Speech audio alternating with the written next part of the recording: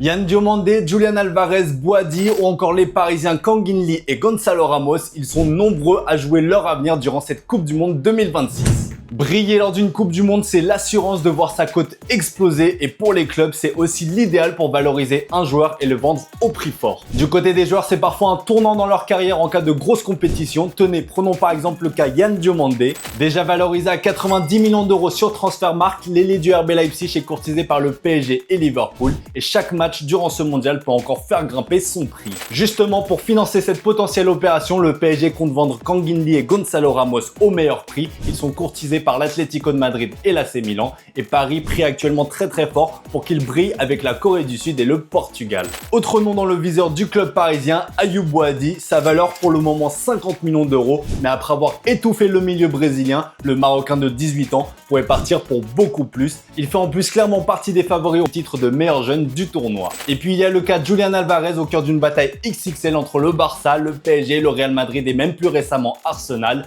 L'Atlético de Madrid se frotte les mains et espère que l'araignée brille pour faire monter encore un peu plus les enchères. À votre avis les amis, quel sera le gros transfert post-Coupe du Monde ?